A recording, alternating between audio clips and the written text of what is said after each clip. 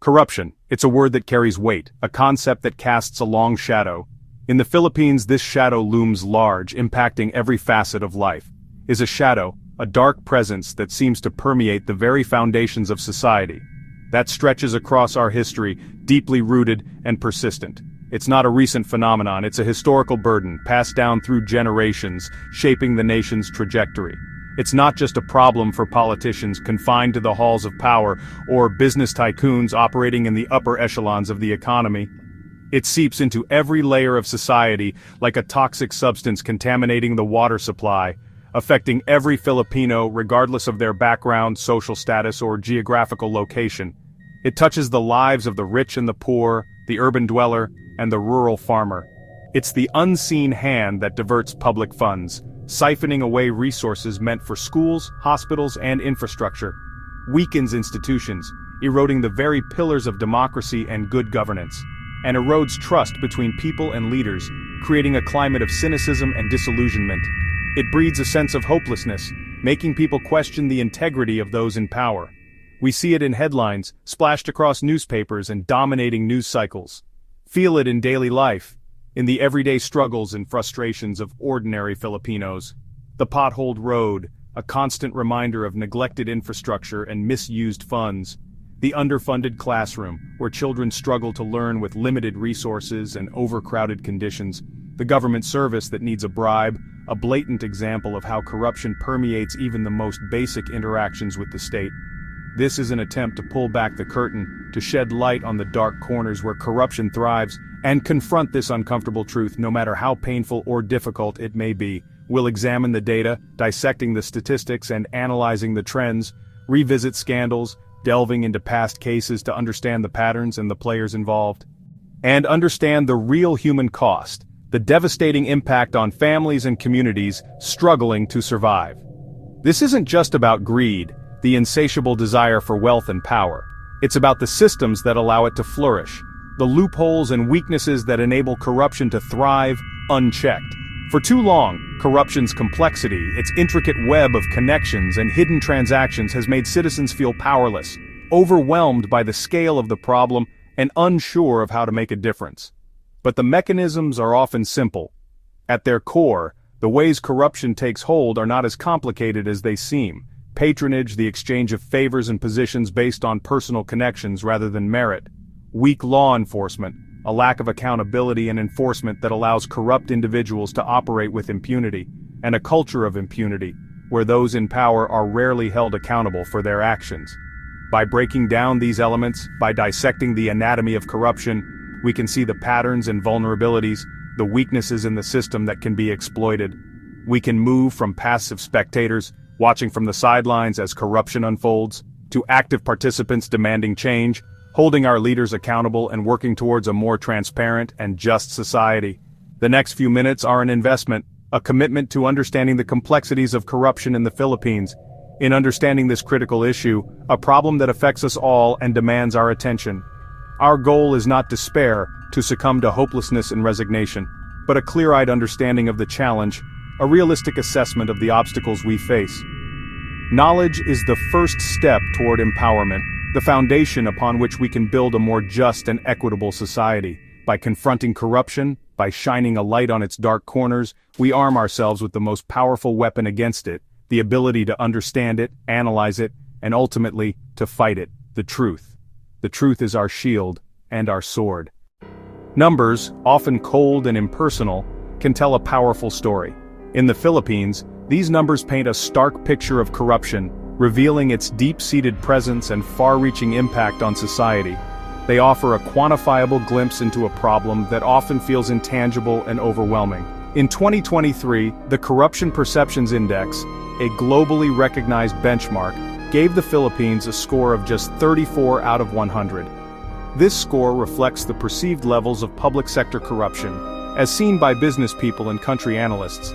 This score places us at a concerning 115th out of 180 countries assessed. This ranking highlights the urgent need for comprehensive reforms and a renewed commitment to transparency and accountability. A score below 50 is not just a number, it signals a serious and deeply entrenched problem within the system. It indicates widespread corruption, weak governance, and a lack of effective mechanisms to prevent and punish corrupt practices. Our consistent low 30s, maintained over several years, reveal a systemic issue, not just isolated incidents. This suggests that corruption is woven into the fabric of our institutions, requiring a multifaceted approach to address its root causes. Bribery, the diversion of public funds for personal gain, and government officials abusing their power for personal enrichment are commonplace occurrences, eroding public trust and hindering national development. Surveys consistently show that business executives, both local and foreign, are often asked to provide bribes or grease money when dealing with government agencies and seeking necessary permits or approvals. Public works projects, customs and border control procedures, and even law enforcement agencies are consistently identified as being among the most corrupt sectors within the Philippines. The Office of the Ombudsman, tasked with investigating and prosecuting government officials, receives thousands of complaints each year, but conviction rates for high-profile corruption cases remain stubbornly low, raising serious questions about the effectiveness of the justice system. This significant gap between accusation and actual accountability breeds a culture of impunity, where corrupt officials feel emboldened to continue their illicit activities, knowing that the chances of facing justice are slim. These numbers aren't just abstract statistics about stolen money. They represent a profound erosion of trust between citizens and their government, undermining the very foundations of a healthy democracy. When citizens are repeatedly confronted with these disheartening figures year after year, with little evidence of meaningful progress, their faith in the principles of democracy, in the rule of law, and in the ability of their elected officials to serve the public interest inevitably withers and declines. The data serves as a stark warning, a flashing red light indicating a dangerous trajectory. It reveals that our democratic foundations are not only being challenged, but are actively being eroded from within by the insidious forces of corruption. To grasp corruption's true nature, we must look at the faces behind the scandals. The 2013 pork barrel scam saw billions siphoned from public funds through fake NGOs, implicating senators and businesswoman Janet Lim Napoles. Despite arrests, justice has been slow, and some accused have returned to power, showing the resilience of impunity. In 2020, the PhilHealth scandal exposed billions lost to fraud during the pandemic, with funds meant for healthcare allegedly stolen. These aren't isolated incidents. They reveal a pattern of public office as personal entitlement. The cost isn't just missing billions, it's denied services and betrayed public faith. These stories are painful lessons on the danger of unchecked power. They remind us, accountability is the exception, not the rule. The pork barrel scandal is a case study in systemic corruption. What began as a tool for local development became a source of kickbacks and patronage. Lawmakers funneled funds to fake NGOs, splitting the money among themselves and their accomplices.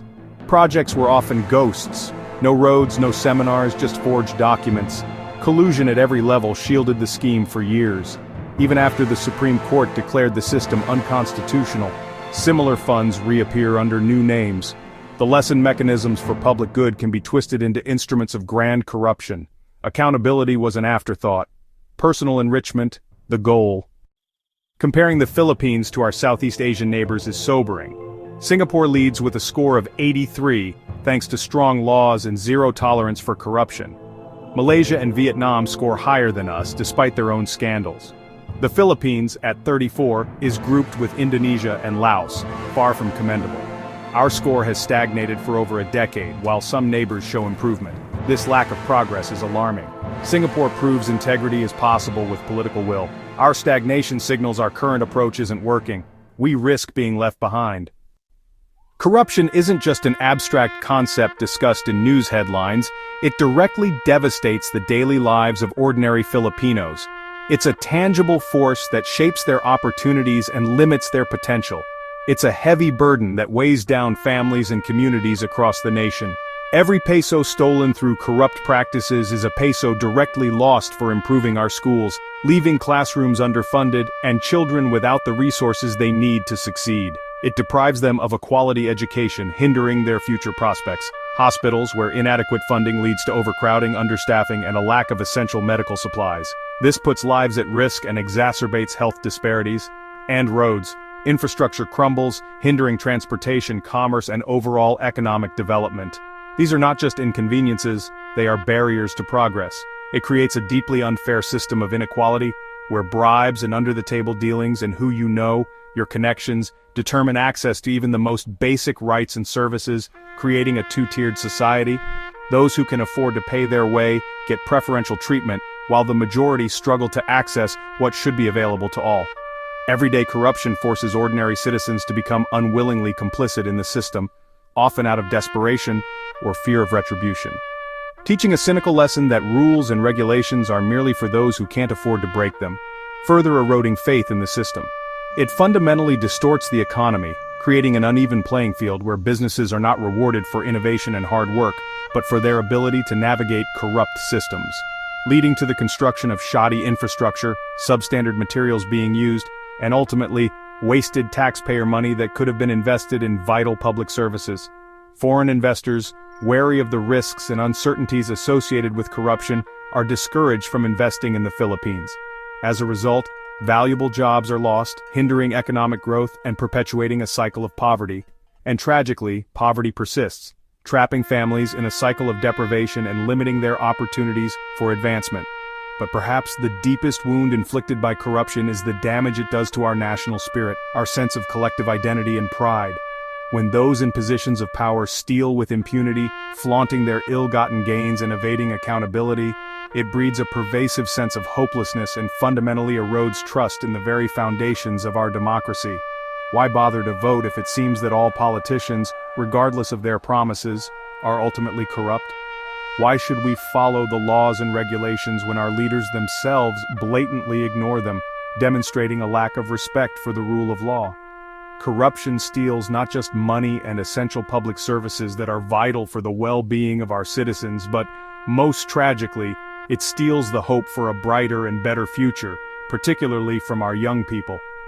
Ultimately, it's a profound theft from every single Filipino, a betrayal of the promise of a just and equitable society. We stand at a crossroads. In one future, corruption worsens, impunity reigns, public services collapse, and the gap between rich and poor becomes unbridgeable. The Philippines becomes a cautionary tale of a failed state. In another, hope prevails. Public demand for accountability grows, civil society and media expose wrongdoing, and new leaders champion integrity. The judiciary is strengthened, leading to real convictions and breaking the cycle of impunity. Our corruption score improves, investor confidence returns, and economic growth lifts millions. Government revenue is invested in schools, hospitals, and infrastructure. Daily life improves, and trust in government is rebuilt. The Philippines realizes its potential, becoming a model for good governance. The choice is ours. Which future will we build? The next decade will decide. Change won't come easily. It demands effort from all sectors. Political will is crucial. Leaders must act, not just talk, and appoint people of integrity. Watchdog institutions need independence, funding, and protection from interference. Justice must be swift. Delayed cases embolden the corrupt. Technology can help. Digitizing services reduces opportunities for bribery. The private sector must enforce zero tolerance, refusing to pay bribes. When businesses and citizens demand clean governance, corrupt officials are squeezed from both sides. Most important is an active citizenry, supporting journalism, participating in reforms, and choosing leaders wisely. Change won't be handed down, it must be demanded. The fight against corruption is everyone's fight. We've seen the numbers, the scandals, and the damage corruption inflicts. We've imagined two futures, one of decay, one of renewal. The fight against corruption is a fight for our nation's soul. It's about building a society where justice isn't for sale and opportunity is based on merit. The path is long and hard, but doing nothing condemns us to decline. The truth is clear. Ignorance is no longer an excuse. The question is not for our leaders but for ourselves. Knowing what we know, what are we prepared to do about it?